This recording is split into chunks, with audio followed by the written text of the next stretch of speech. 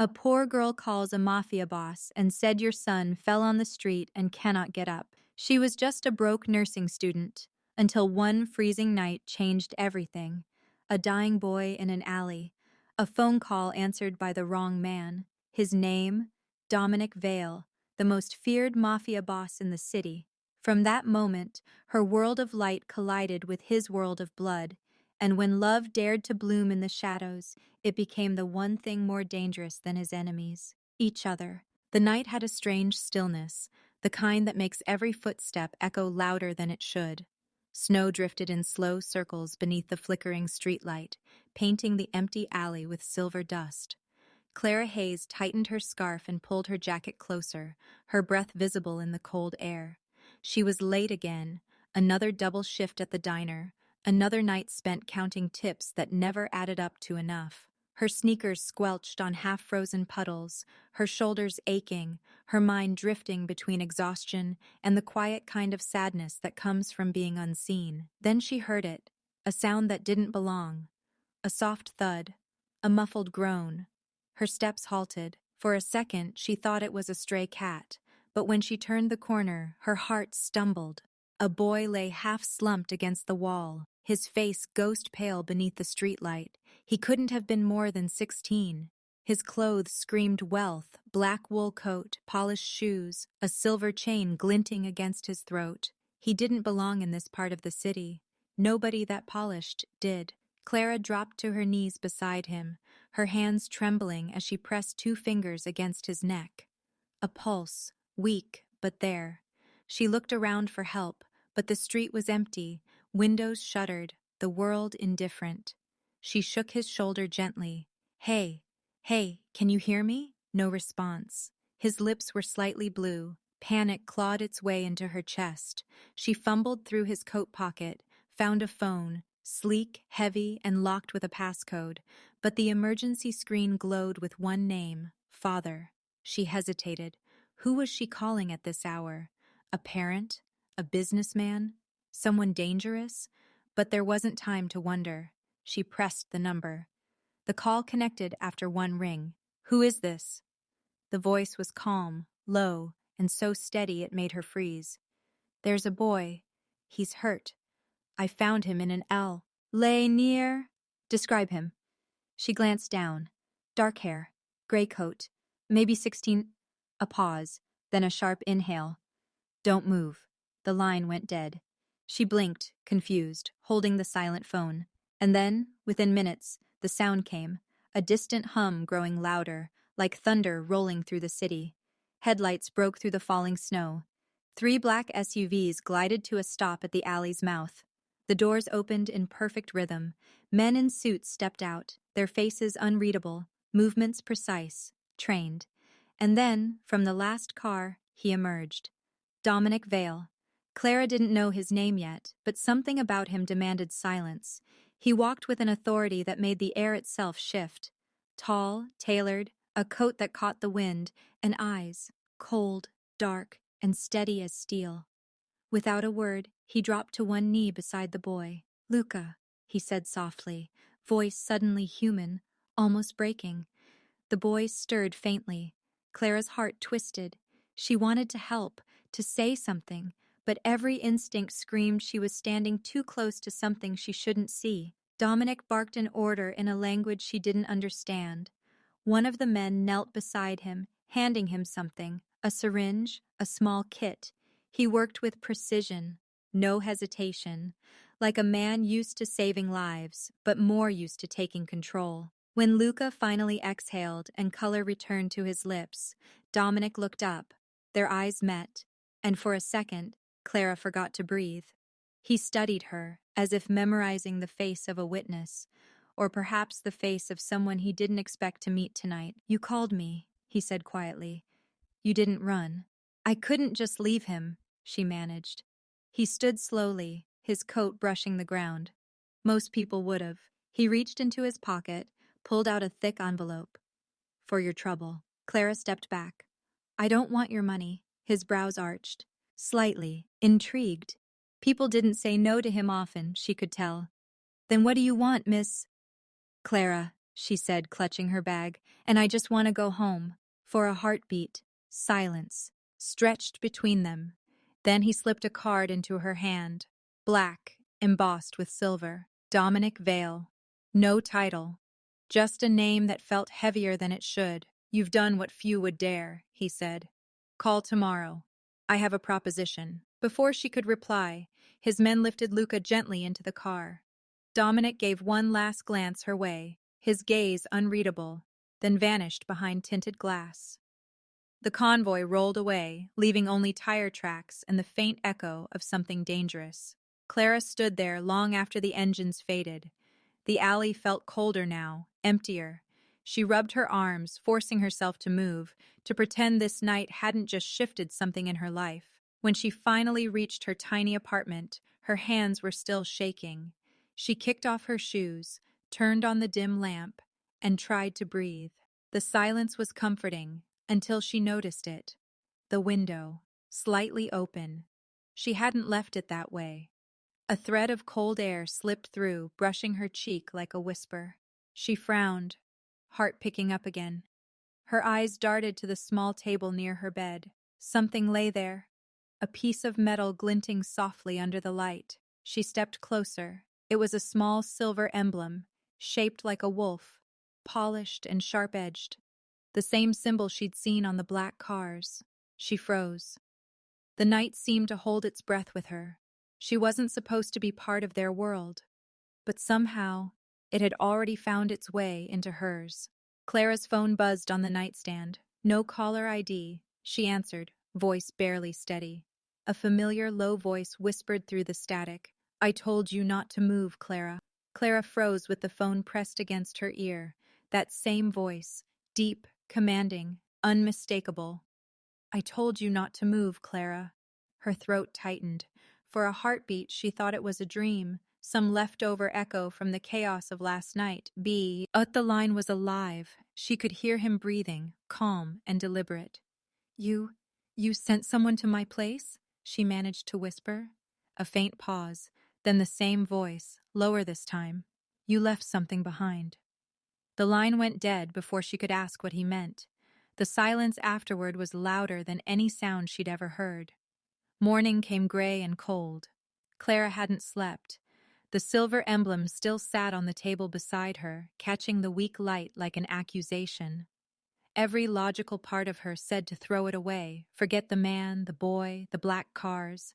But curiosity has its own kind of gravity, and fear is never as heavy as wondering why. So she picked up the card he'd given her, traced the name with her thumb, and dialed. The phone rang only once. Clara Hayes. He already knew her name.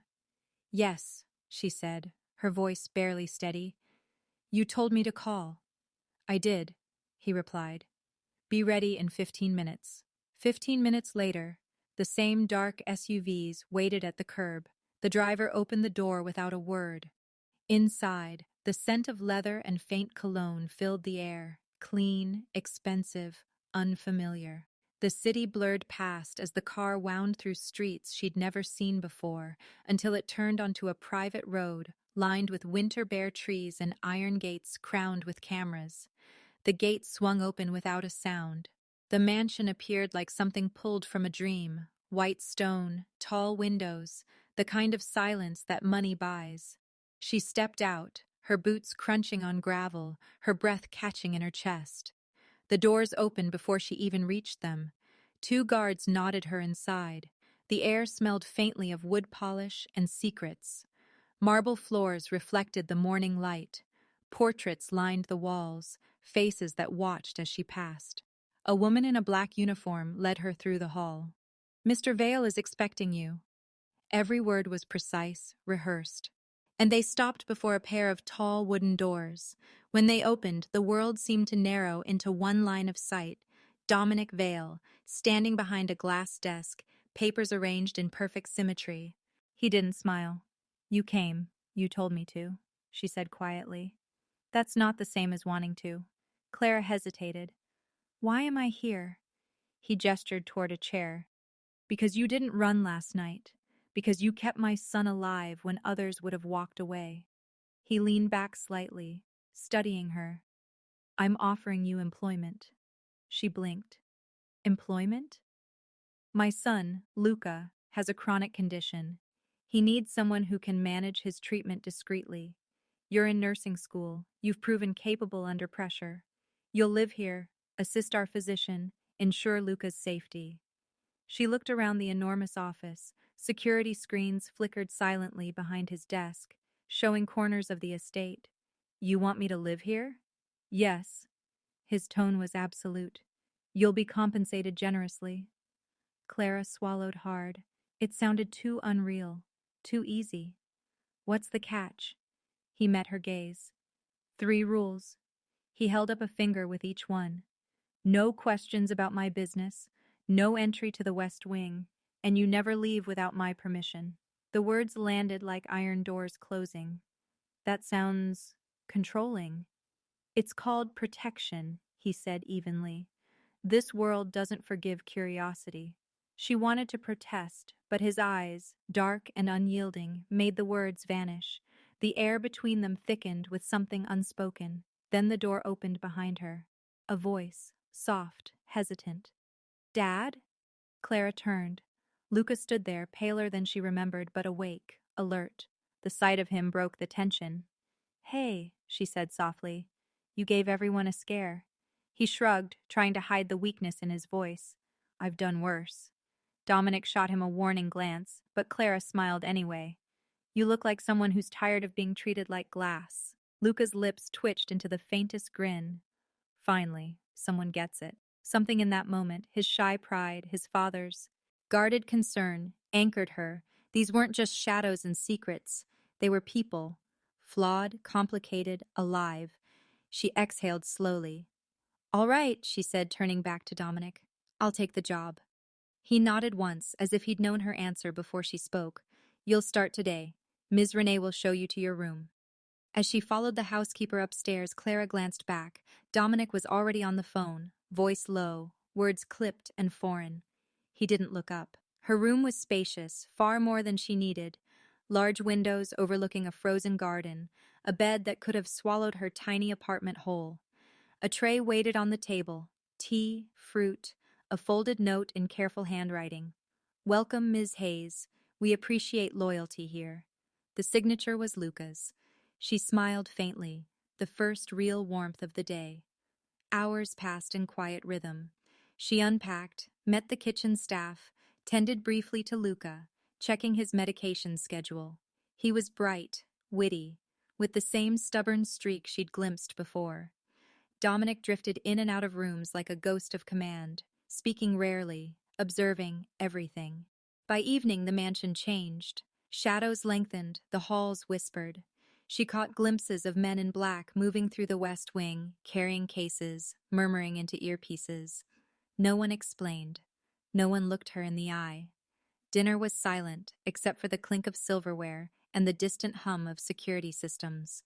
Later, in her room, Clara sat by the window, staring at the line of trees beyond the fence. She thought about her life before. Tiny apartment, cracked walls, endless worry, and the surreal world she'd stepped into now. The paycheck was unreal, the luxury intoxicating, but unease pressed at her ribs. She told herself it was nerves. Nothing more. She got ready for bed, turned off the lamp, let the quiet fill the space.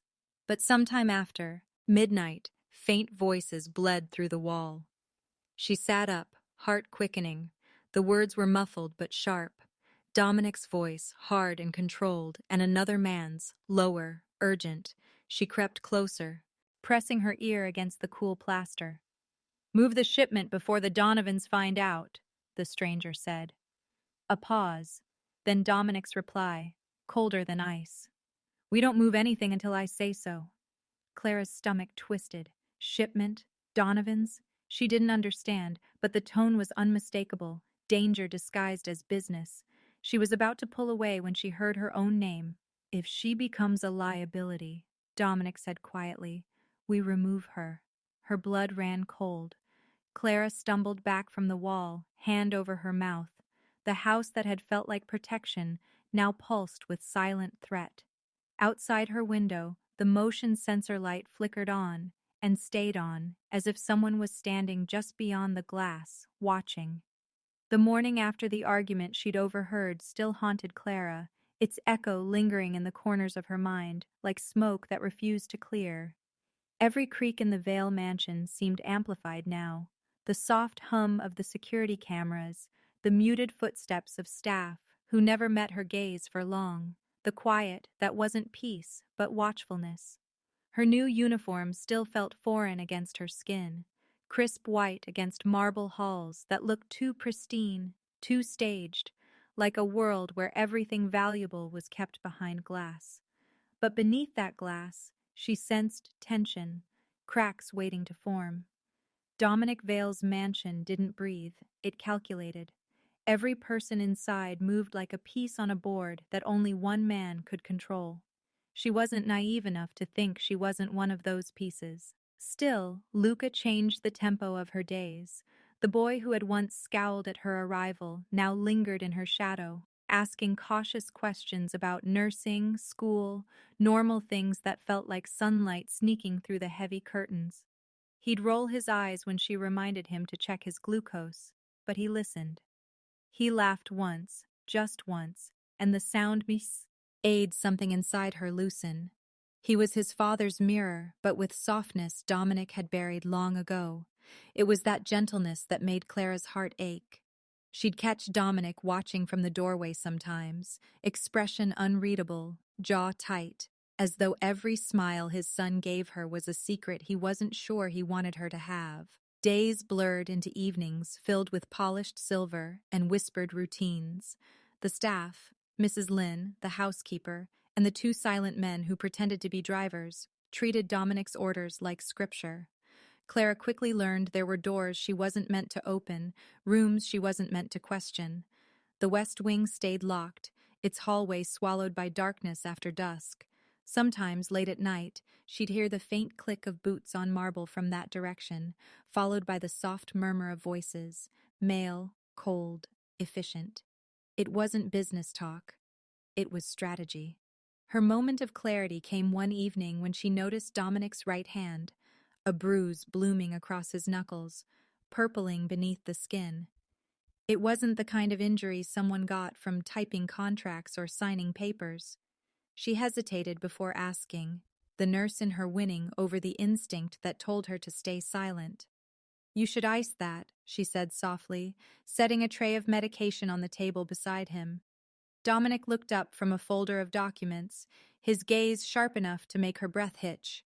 "It's nothing," he said, his voice smooth as steel sliding across velvet. But when she moved closer, reaching for his hand before she could second-guess herself, he didn't stop her. His skin was warm, rougher than she'd imagined. She pressed the cold pack gently to his knuckles, aware of every breath between them. He watched her like a man watching a storm he couldn't predict, tense, restrained, waiting for it to pass, but secretly needing to feel it. "You've in injuries like this before," he said quietly, more statement than question. Clara met his gaze without flinching. "Yes, from fights, not board meetings." His lips twitched, not quite a smile, not quite anger. "Sometimes business is physical." She should have looked away, but couldn't. There was something raw beneath his control, a wound that refused to heal, and for a brief second she saw it. The grief, the loneliness, the exhaustion he never allowed anyone to witness. When she finally pulled her hand back, her pulse was racing. "You can't keep patching yourself up alone," she murmured, unsure whether she meant his hand or the life he was trying to hold together. His answer came softer than she expected. "It's what I do best." Later that night, as she passed through the main corridor, she heard his voice again, deeper now, colder, stripped of the humanity she'd glimpsed moments before. The office door was ajar, shadows slanting across the floor. She didn't mean to eavesdrop. The tone alone froze her in place. "Tell Donovan," Dominic was saying, "if he touches anyone in this house again, I'll burn his city to the ground." Every word dripped with authority, the kind that didn't bluff. There was silence, then a faint laugh from the speaker on the other end, a sound that made Clara's skin crawl. She retreated quietly, heart hammering, realizing the truth she'd been avoiding. Dominic wasn't just powerful, he was dangerous. That night, she sat by her bedroom window, the cold glass cooling her palms as the mansion slept beneath her. The city lights glittered in the distance, but here, behind the iron gates, everything felt distant and unreal. She thought of Luca, of the bruises, of the whispered names she wasn't supposed to know. Her phone buzzed suddenly on the nightstand. Unknown number. One new message. She frowned and opened it. "You're living in the lion's den. Get out before he destroys you too." Clara's hands went cold as she stared at the screen. Before she could react, her bedroom light flickered once, then went out completely. The darkness swallowed the room so completely that for a moment Clara forgot how to breathe. The glow from her phone was the only thing cutting through it, a pale square of light trembling in her hands. The message still burned across the screen, those words sharp enough to slice through her pulse. "You're living in the lion's den. Get out before he destroys you too." Her heartbeat echoed in her ears, louder than the silence that followed the flicker of the lamp. She tried the switch again. Nothing. Just the faint hum of electricity buried somewhere in the mansion's walls, a sound that suddenly felt like a warning. Her reflection in the window stared back, wide-eyed, trembling, foreign. She wasn't supposed to be afraid. She had learned long ago how to bury fear under reason, but now it pressed against her throat, thick and heavy. She took a steadying breath, forced her voice to stay calm as she whispered into the air, "It's just a power issue. Just the power." But even as she said it, she knew better. The rest of the house was never dark. The Vale mansion ran like a fortress, lights always burning, cameras always watching. So why her room? She turned the phone's flashlight on and scanned the corners. Shadows clung to the furniture like smoke. Her gaze froze when she noticed the faint outline of movement beneath the door. Someone's steps in the hallway, slow, deliberate. She moved closer, holding her breath. And then, silence, the kind that feels too aware of you. Her instinct screamed to lock the door, but before she could reach for the knob, a faint tap came from the other side. Once. Then again, not loud, but measured. Her throat tightened. "Who's there?" she asked, forcing the words out, hating how her voice shook. No answer. Just the echo of her heartbeat filling the space where an answer should have been.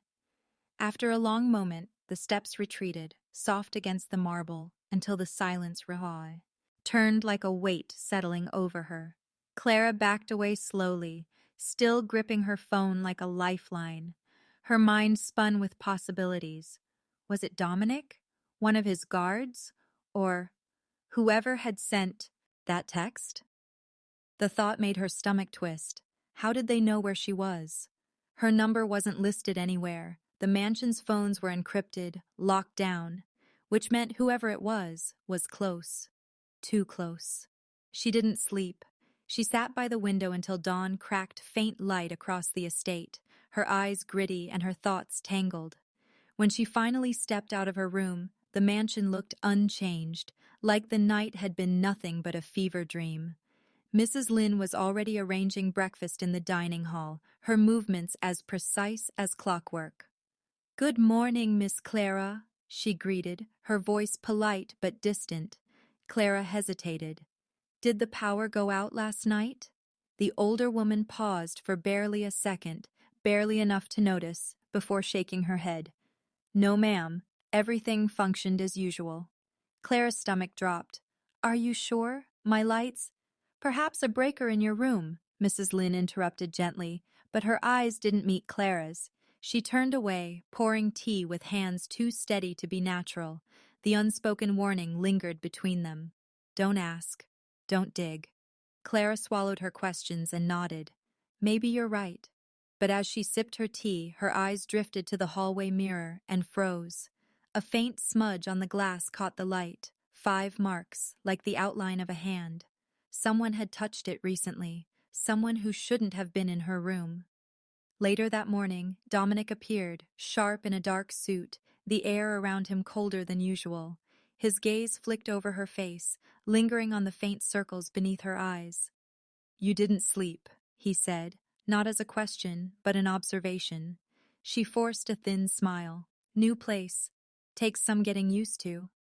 He tilted his head slightly, eyes narrowing as though he could see through the lie. The walls here have a way of talking too much at night, he murmured.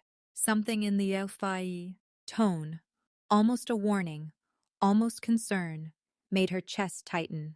When Luca entered moments later, the tension lifted. His energy filled the room like sunlight through fog. You promised to show me how to check my sugar without Mrs. Lynn hovering, he said with a grin. Clara smiled back, grateful for the distraction. Let's do it after breakfast.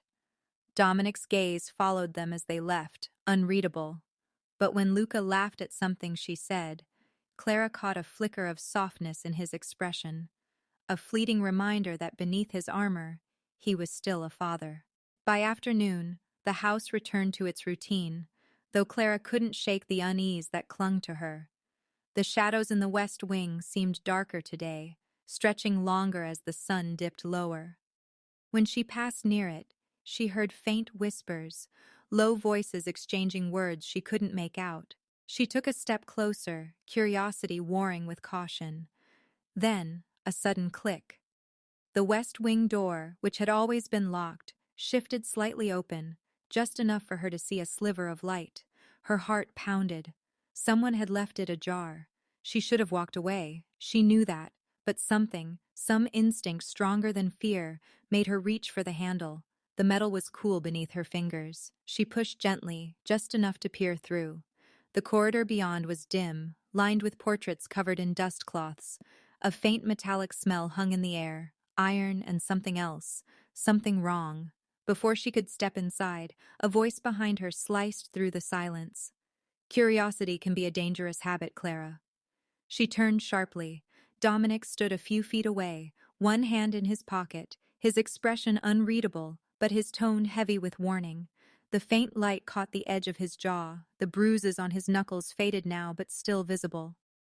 I thought I heard something, she stammered. His gaze didn't Din.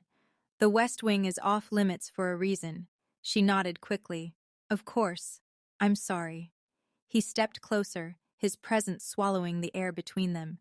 You're safe here, he said quietly. But safety depends on trust. Don't make me question yours. Her pulse skipped.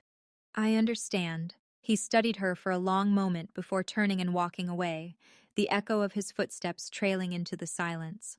When she finally exhaled, she realized her hands were shaking. She didn't know if the fear twisting in her gut was from his threat, or from the part of her that had noticed something else beyond that door. A flash of color, a shadow moving, something that wasn't supposed to be there. That night, as the rain began to fall softly against the windows, Clara sat again by the window, phone in hand. She wanted to delete the message, to pretend it hadn't happened, but she couldn't. Not when the warning felt closer than ever. She looked up when thunder rolled across the sky and froze. Across the courtyard, in the upper window of the west wing, a light flickered on. For just a moment, a silhouette moved behind the curtain. The lightning flashed, and in that instant, Clara saw the shadow lift a phone to its ear. A second later, her phone buzzed again with a new message. You shouldn't have looked. The message still pulsed on Clara's screen when the heavy knock came. She flinched, her heart still beating to the rhythm of those chilling words. You shouldn't have looked. Before she could hide her phone, the door swung open. Dominic stood there, rainwater still on his coat, eyes darker than the storm outside. He didn't ask permission to enter. He never did.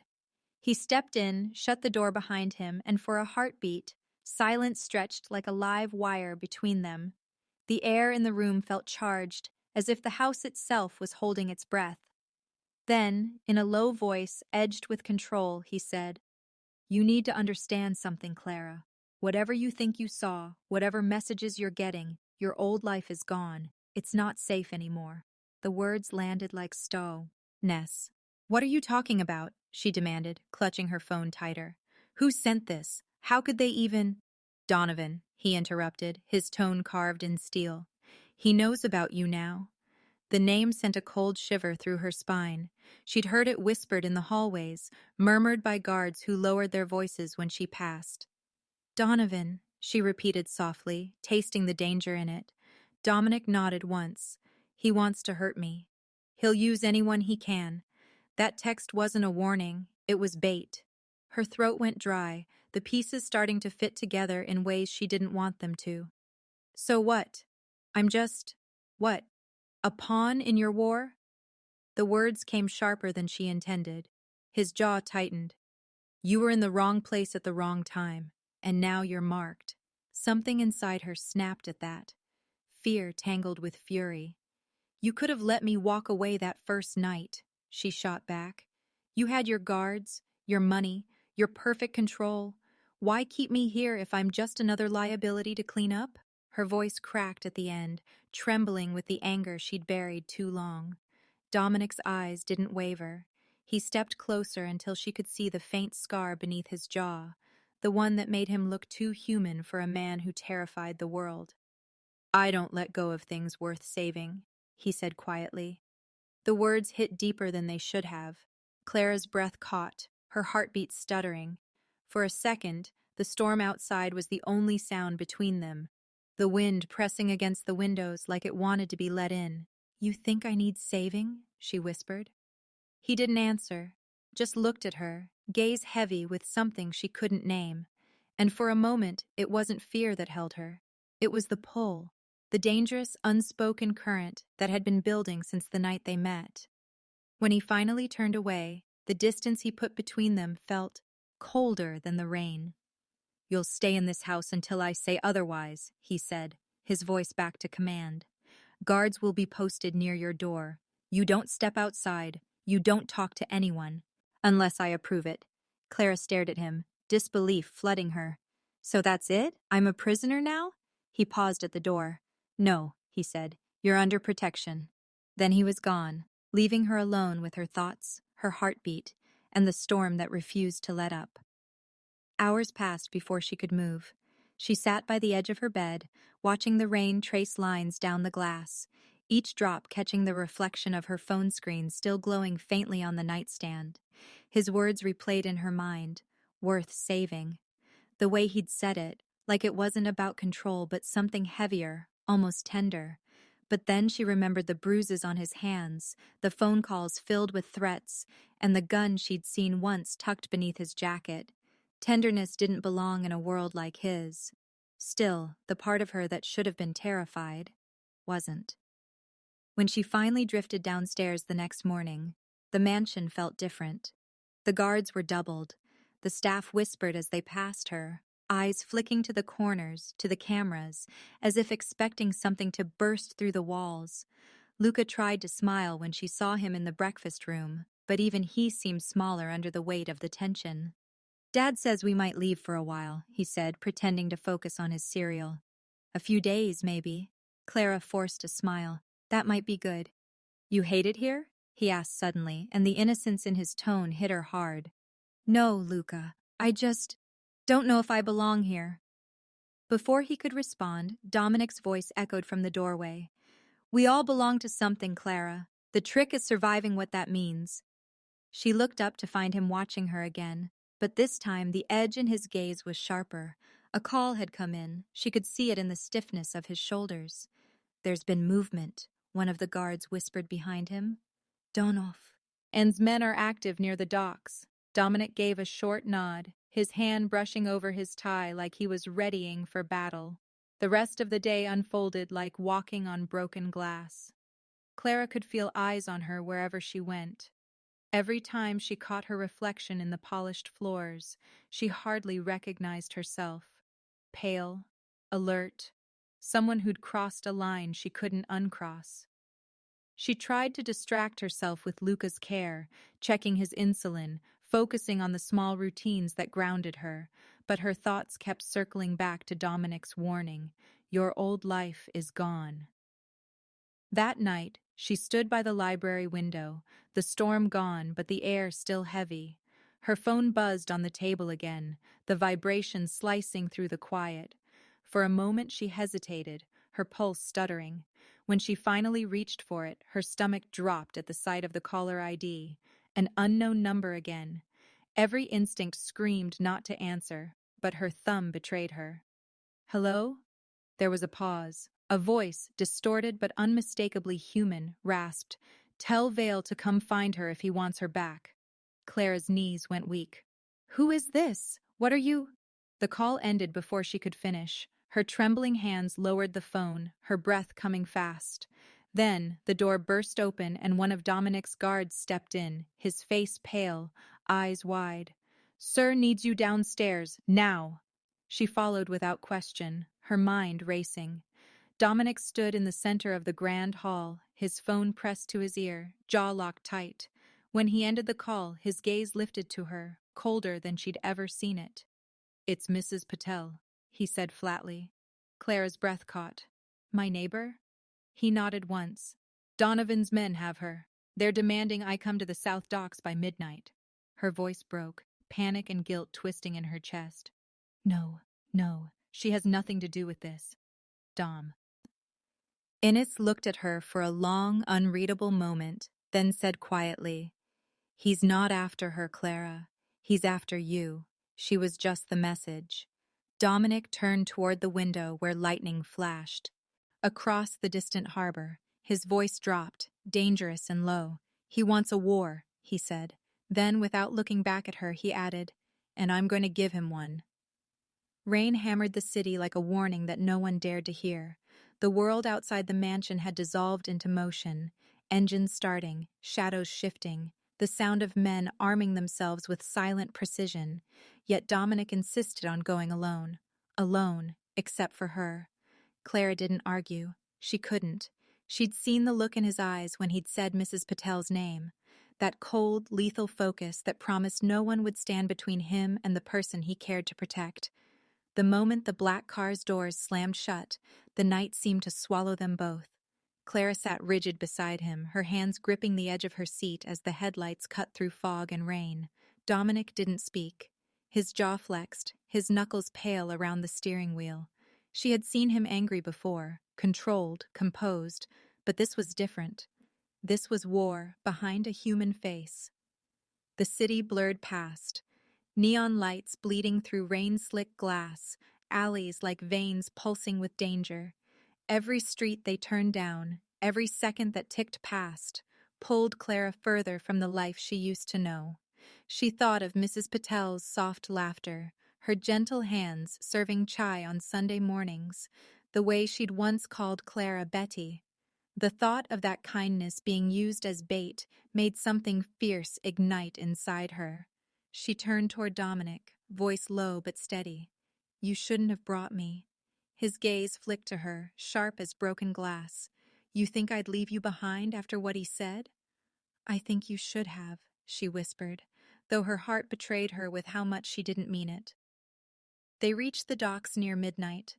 The air smelled of rust and salt and rain-soaked metal. The warehouse loomed head, vast, skeletal, windows blackened, its walls glistening with damp. Dominic killed the lights, and for a heartbeat, they sat in silence. Then he reached into the back seat and drew a weapon from the compartment, checking it with practiced efficiency. The click echoed in the small space. "Stay behind me. Do exactly what I say."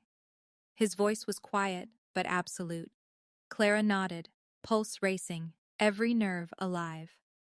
The warehouse door creaked when Dominic pushed it open, the sound swallowed by the storm outside. Inside, it was a maze of stacked crates, flickering lights and distant echoes. The smell of oil and decay mixed with the metallic tang of old blood. Clara followed close, her shoes whispering across the concrete. The shadows felt alive here, like eyes in the dark. Dominic moved like he belonged to the night, silent, precise, every step measured. He raised his hand once, signaling her to stop, and she obeyed, pressing herself against a crate as two men passed just ahead. She could hear their conversation, muffled, tense. "Vale's coming. Orders are to make it hurt." Her breath caught, her fingers gripping the cold metal edge beside her until her nails ached. When Dominic moved again, she followed. They crept deeper into the belly of the warehouse, each sound amplified. The soft drip of water, the hum of fluorescent lights struggling to stay alive. Then she saw it. a sliver of light under a half-closed door. Dominic gestured, and they approached silently. Inside, through the narrow gap, Clara saw her, Mrs. Patel, bound to a chair, her head hanging low, a strip of tape over her mouth. Relief and rage hit Clara in the same breath. "She's alive," she whispered. Dominic nodded once, assessing, calculating. Then, with the quiet certainty of a man who had done this too many times, he raised his gun, aimed at the lock, and fired. The sound exploded through the silence, like thunder. Everything after that happened in flashes. Dominic kicked the door open, crossed the room in 2 strides, and cut Mrs. Patel free with a knife he'd drawn from his belt. "You're safe," he said, though his eyes stayed on the corners of the room. Clara rushed forward, dropping beside the older woman, hands trembling as she pulled the tape away. "Mrs. Patel, it's okay. It's me," she murmured. The woman's eyes fluttered open, terrified, wet with tears. "Clara, Beta, you shouldn't have come." "We're leaving now," Clara said fiercely, helping her up. Then the first shot hit the wall beside them. Gunfire erupted, loud, chaotic, shattering the air. Dominic shoved Clara and Mrs. Patel behind a stack of crates. "Stay down," he barked, returning fire with brutal precision. The flashes lit his face in fragments. Rage, focus, the cold efficiency of someone who had lived too long with blood on his hands. Clara's heart pounded as bullets tore through wood and metal. She could hear men shouting orders, boots slamming against concrete. "He's here! Move in!"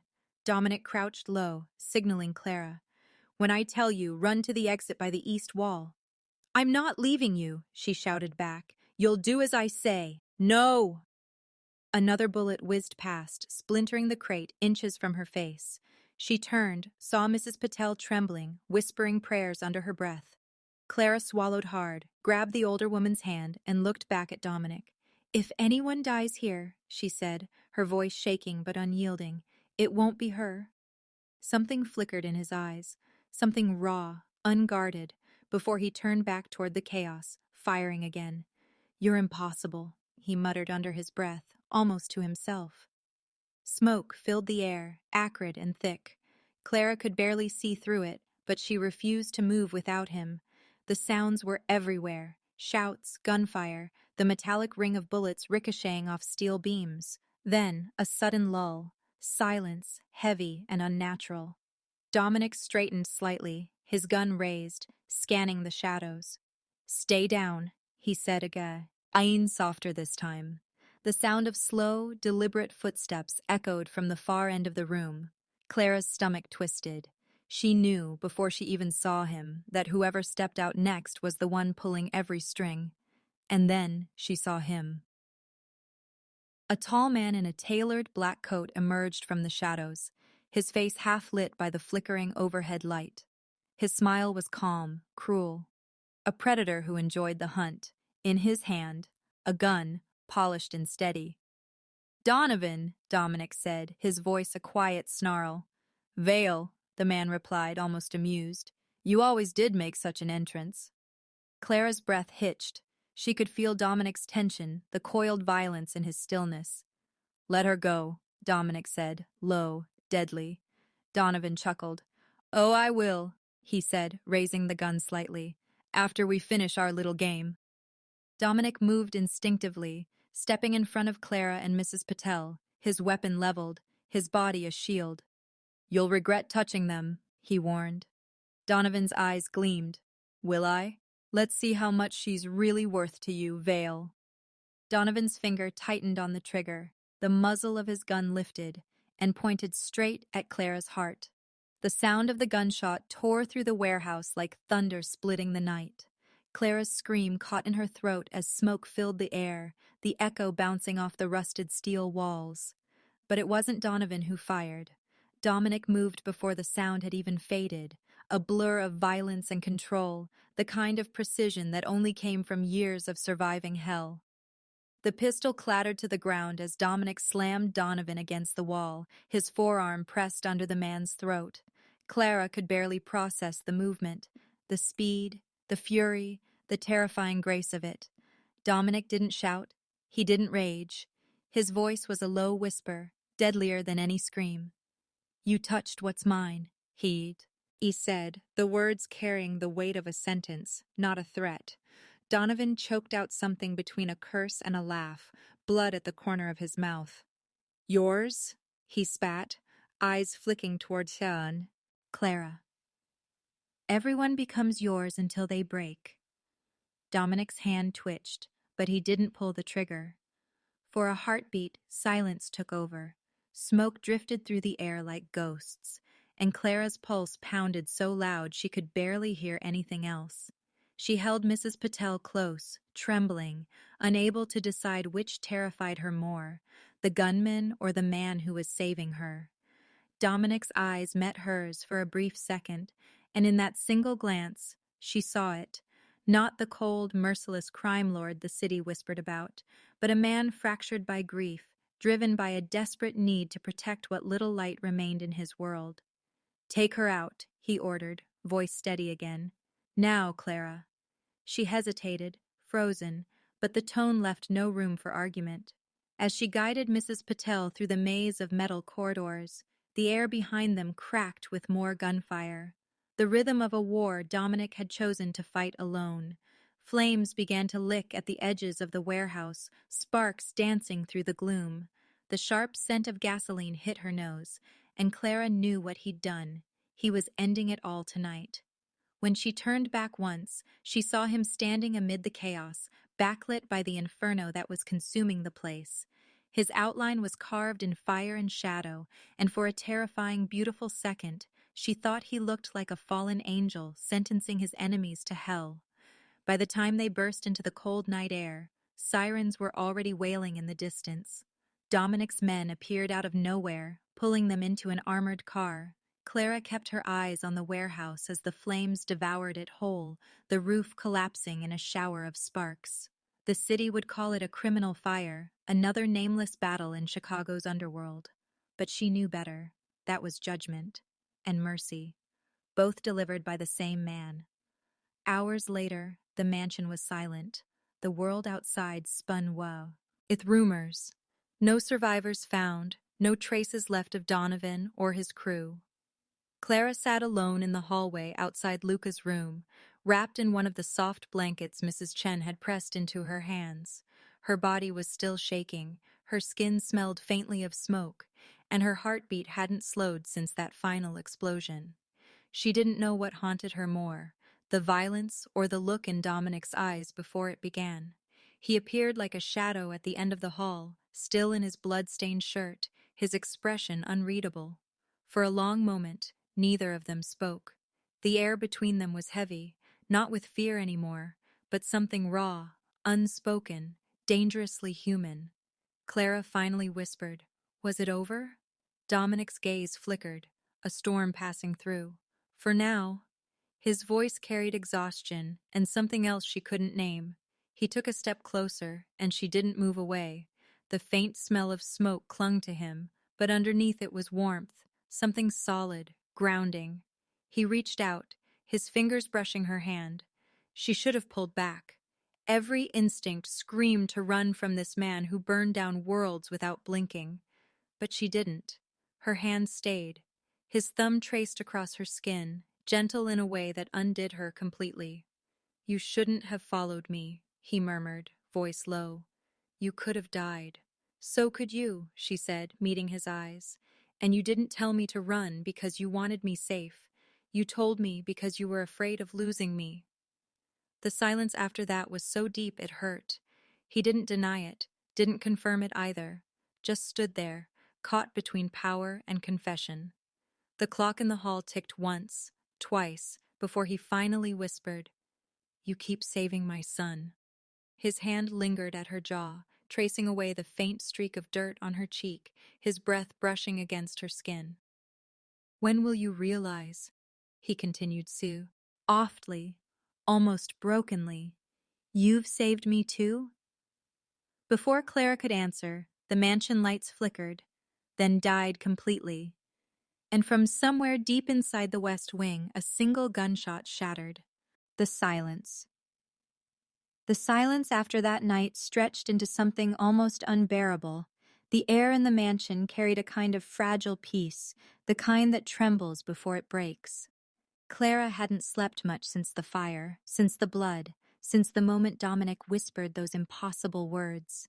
She walked through the halls like a ghost, haunted not by what she'd seen, but by what she'd begun to feel. Every sound seemed amplified, the echo of her steps, the sigh of the walls, the slow rhythm of a house that had seen too much death and too little forgiveness. When she finally saw Dominic again, he was standing in the study, half in shadow, half in light. His shirt sleeves were rolled, his hands resting on the desk like the weight of the world had finally settled there. Without looking up, he said softly, "You're free to go." The words hit her harder than any bullet could have. She froze. "What?" He exhaled slowly, eyes dark and unreadable. "You've done more than enough. The danger isn't yours anymore. I'll make sure you disappear safely. New name, new home, everything wiped clean. You can go back to being no one." Clara's throat tightened. "And Luca? He'll be safe. I'll handle it." It was supposed to be a relief, but her heart rebelled.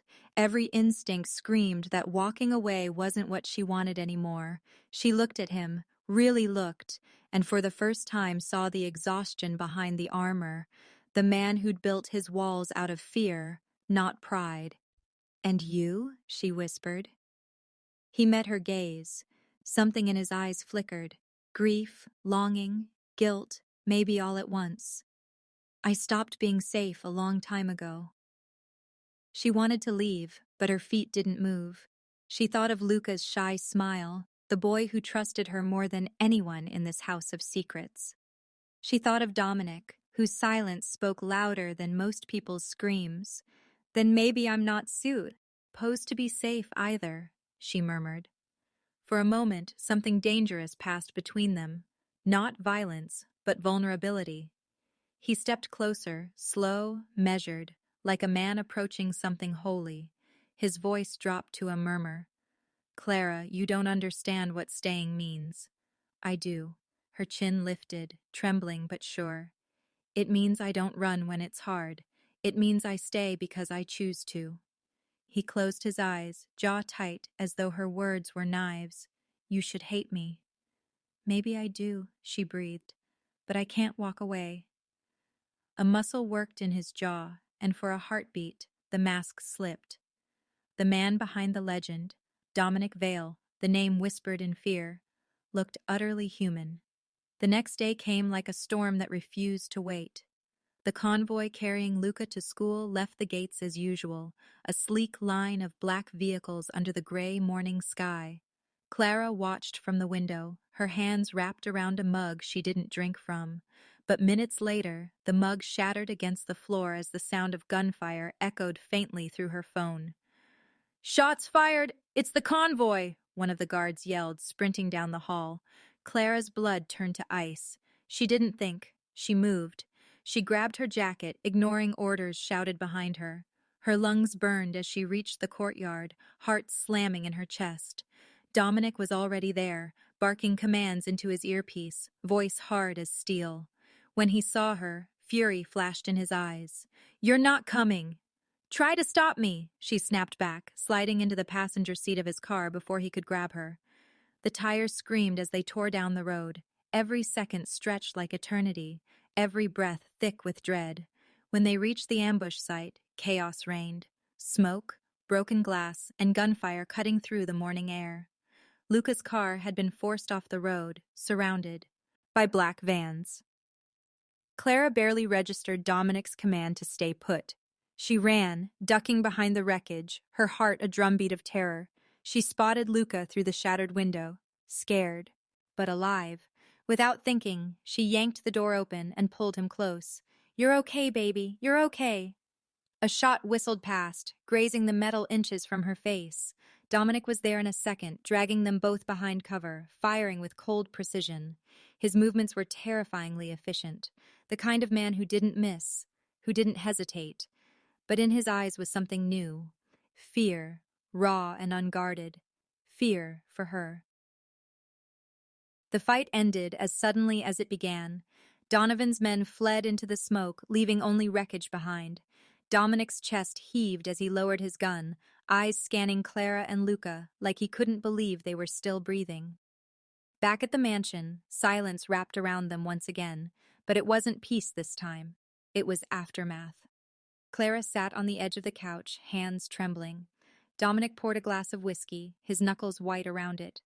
"You could have died," he said finally, his voice a low growl of restrained rage. "So could you," she replied softly. His laugh was humorless. "You don't get it. I can't lose you too." Her breath caught. "Too?" That single word broke something in him. He turned away, shoulders tense, voice quieter now. Not the voice of the Mafia king, but of a man bleeding beneath invisible wounds. "My wife," he said, almost a whisper. "They killed her. Because of me.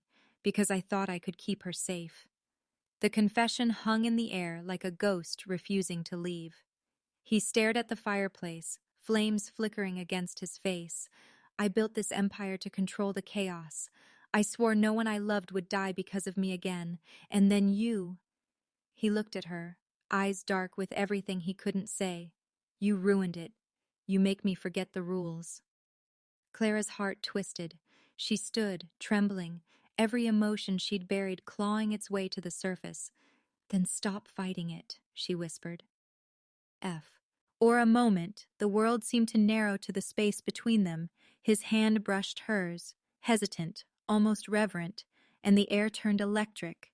She didn't know who leaned in first, only that the distance finally broke, and the tension that had been building for weeks snapped in a single breathless heartbeat.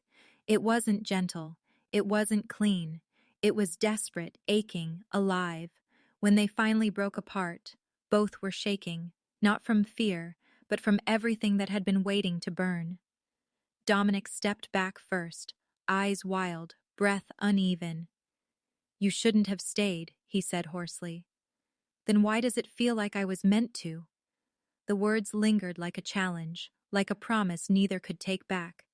And then, the world shattered again. The mansion lights flickered once, twice, then died. An alarm screamed through the corridors, red lights flashing against the walls. Dominic's head snapped up, instincts immediately returning. He grabbed his gun, eyes narrowing as the intercom crackled to life. A distorted voice, cold and mocking, filled the air. "They've breached the gates." Dominic turned toward Clara, his expression no longer human. Pure fury, pure fear. He whispered, "They're here for you." The red lights painted the marble halls like veins of warning. Alarms screamed through the mansion, echoing against the glass and steel like the heartbeat of something alive. Dominic's voice was low and dangerous, every word measured, every move precise. "Stay behind me." His hand brushed against Clara's for only a second, but it was enough to send a silent message. "I'll die before I let them touch you." Gunfire shattered the silence. The first blast of glass sent her flinching, but Dominic didn't blink. He moved like the man he had always been trained to be, lethal, controlled, merciless. Men flooded through the gates, black silhouettes against the dawn. Donovan's final revenge. Clara felt the cold slice through the hall as the doors were breached, but she didn't run. She grabbed Luca, her voice sharp with command. "Safe room now." Luca hesitated, tears streaking his face. "What about you?"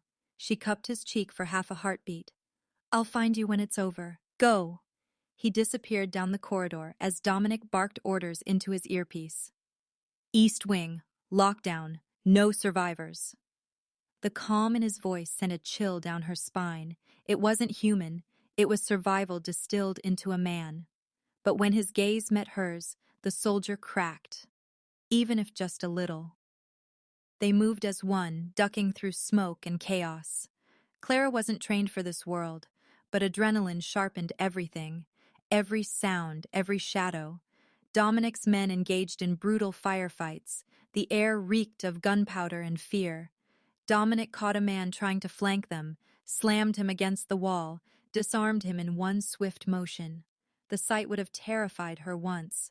Now it only made her ache, not for the violence, but for the man buried beneath it. "Clara, stay down!" he shouted, firing over her shoulder. She obeyed, mostly.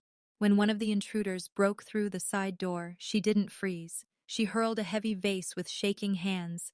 It struck him in the face, buying Dominic a clear shot. The look he gave her after, half fury, half pride, said everything words couldn't. Minutes felt like hours. They moved from hall to hall, covering each other. The mansion shook with explosions, wood splintering, glass raining down like ice. Dominic bled from a cut near his temple, but didn't slow. "Almost clear," he said through gritted teeth. But it wasn't. A shot rang out from nowhere, sharp, precise. Clara saw it before he did, a flicker in the reflection of a shattered mirror. "Dominic!" She shoved him aside just as the bullet tore through the air. It hit him anyway. Not the heart, but close enough to drop him. He hit the ground hard, breath leaving his lungs in a broken sound that made her world tilt. "No, no, no, go, Clara." Dropped to her knees, her trembling hands pressing against the wound in his side. Blood spread beneath her fingers, warm and relentless. "Stay with me," she whispered, voice breaking. "Don't you dare leave me now." His eyes fluttered open, hazy with pain but still full of defiance. "You should have run." "Shut up," she hissed, tears streaking her face. "If you die, I'll never forgive you." Even bleeding, he managed the faintest smirk, bossy as ever. She tore fabric from her sleeve, pressing it harder against his wound, her fingers slick with his blood. Around them, his men fought, the echoes of battle fading as one by one, Donovan's soldiers fell. Dominic's right-hand man, Marco, appeared, eyes wide. "We've got the rest. Finish it." "Get him out," Clara yelled. "No," Dominic rasped, grabbing her wrist with what little strength he had left. "Not without you." It was a promise he'd made long before, the kind that didn't need repeating. By the time the last gunshot died, the mansion was silent again. Smoke drifted through broken windows, the air heavy with blood and cold. Clara leaned over him, exhausted but unwilling to let go. The first light of dawn crept in through the wreckage, painting the floor in pale gold. "Still breathing," Marco said, crouching beside them. Relief rippled through her body like electricity. She'd kept him alive, somehow. Hours blurred into days. The doctors came, the bodies disappeared, and the estate became a fortress again. Scarred, but standing. Clara barely left his side. She changed his bandages, monitored his pulse, whispered to him when the pain became too much. Dominic never said thank you, but he didn't need to. Every time he opened his eyes and found her there, it was thanks enough. Weeks passed. The world outside moved on. The Vale Empire rebuilt in silence, its king slower now, its queen still uncertain of her crown. One morning, snow fell quietly, blanketing the blood that had once stained the ground. Clara stood by the doorway, coat in hand, ready to leave. Her suitcase sat by her feet, small, worn, stubbornly human, in a place built on violence and marble. She turned when she felt his presence. Dominic stood at the base of the stairs, still healing, but strong enough to face her. His voice was quieter now, stripped of command. "You don't have to stay here anymore. The world's wide enough for you to disappear. I'll make sure no one ever finds you." Clara's lips trembled. "And if I want to be found?" He hesitated. The man who could order death with a single glance, suddenly unsure. "You can walk away free," he said, each word deliberate. "Or, you can stay and make this house a home again." It wasn't a demand. It wasn't a trap. It was the first thing he'd ever offered her without power, without strings, just truth. For a long moment, neither spoke. The snow outside whispered against the windows, soft and relentless. Clara looked down at her suitcase, then at the man who had once terrified her, the man who now looked at her like she was the only light left in a dark world. She walked toward him, slowly, like stepping into a memory. When she reached him, she took his hand. His fingers tightened around hers, rough, scarred, human. Her voice was quiet but steady. "I didn't save you that night," she said. I just found where I belong." Something in him broke then, not in pain, but in relief. He pulled her close, his forehead resting against hers. No more words, just breath, just warmth, just the quiet miracle of survival. Outside, the snow kept falling, clean, endless, forgiving. The world beyond the gates could wait. Inside the Vale estate, the war was finally over. In a world built on power, it was love that became the most dangerous weapon of all.